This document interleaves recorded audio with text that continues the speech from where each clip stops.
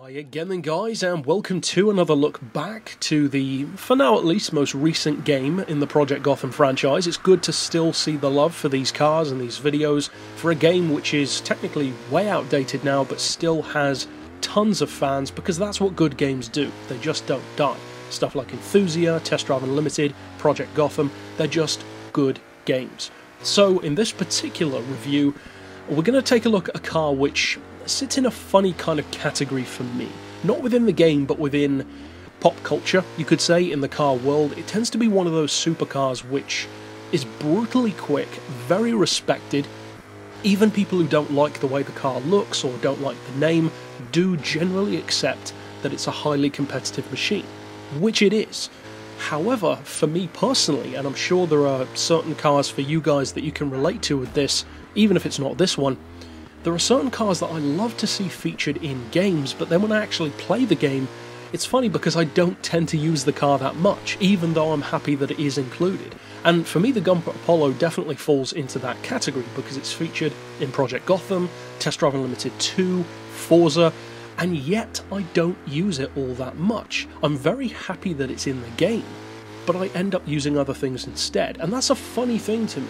Now, this particular game, Project Gotham 4, the car that they chose to include, or the version of the Gumpert Apollo that they chose to include, is actually my favourite of any racing game that features it, even over Test Drive Unlimited or Forza. And the reason why is because my favourite version of the Gumpert Apollo is actually the original, the one that does not have a huge rear wing.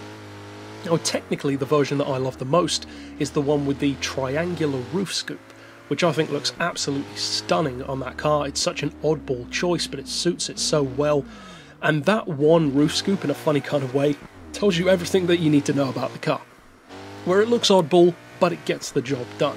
This one doesn't have that, but it still doesn't have the rear wing, which I absolutely love. I love the sleeker appearance, the more pure supercar shape of this original, and although it's not as powerful in the real world, it's still a 650 horsepower car. Now in the game, it's going to be fast, of course. It is an A-category vehicle, and for good reason, it definitely should be. But the funny thing about the Apollo in the game is some of the specs that they give the car, regardless of how you're measuring it, are very contradictory, in a similar way to how I mentioned with the Panos GTR1 road car. Now, let's run through them and see what I mean. First of all, they give it a 10 for acceleration.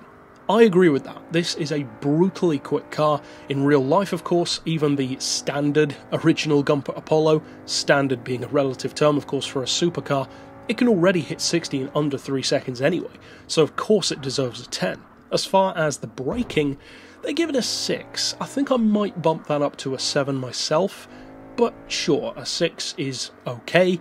It's raw braking power, it doesn't have any air brakes or active aero in that kind of traditional sense, so sure, we'll give it a 6. But this is where it starts to get a little bit contradictory, because they give it a 9 for grip, but then they give it an 8 for drifting.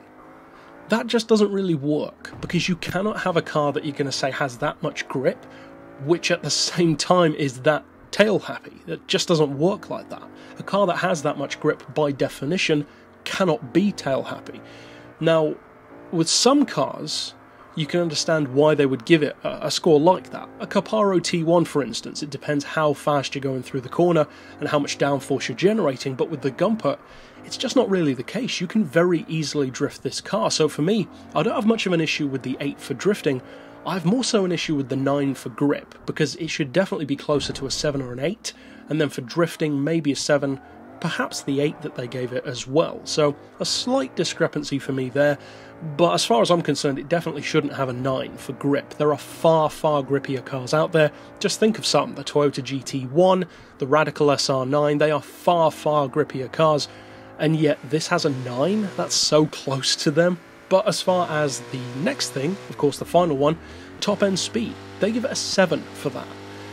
That's interesting, because as far as I can recall, in real life, this original version of the Gumpert Apollo is roughly a 224 mph car, which would make sense given that although it has slightly less power, it also has less downforce than, for instance, the Apollo S or the Apollo Speed.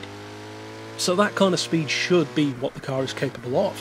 But by the game's definitions. I've given something like a Y2K a 10 out of 10 because it's a 235 mile per hour car. Well, for this, which is only 10 miles per hour slower, to have a 7, that seems like a pretty huge discrepancy. For me, it should be at least an 8, probably a 9. From one point of view, the Gumpert does take a little bit longer to get to those kind of speeds than some other supercars, because at the end of the day, it's definitely not a straight line machine. It's a track-focused supercar, just like the Ascari A10 or a Mosler MT900. But that doesn't change the fact it has a really good top speed. So for me, overall, I agree with some of the scores, for sure. Some of them, I think, are just a little bit off. But the biggest one for me is definitely the top speed score that they do give to it. Overall, though, I love the fact that they chose to include this version of the Gumpert Apollo, which I still think looks the best out of them all. And as I said earlier on, regardless of if you like the appearance of the car, which is often controversial, even the name of the car is controversial, which I've said before, I don't really get that. I don't see what's so bad about the name Gumpert. It doesn't sound that weird to me compared to many other names like Cavini or Zenvo or Koenigsegg, but whatever. It's a car that you know what you're getting. You're getting this brutal race car for the road, which is a professional driving machine, and if you treat it with respect, it will give you some brutal lap times, has great acceleration, pure raw power from that Audi engine. It's a great all-round package of a track-going supercar. Not the prettiest thing around necessarily, although I personally do like the look of it, but ultimately it's cool that it's in the game. Tends to be one of those cars that can get left to the wayside in favour of stuff like the Toyota GT1 or the Caparo T1, those more obvious choices. But if you fancy more of a raw GT style feel, then give the Gumpert Apollo a try. But that's it for this pick overall. Of course, I'll see you guys next time, and for now, as always, thanks for watching.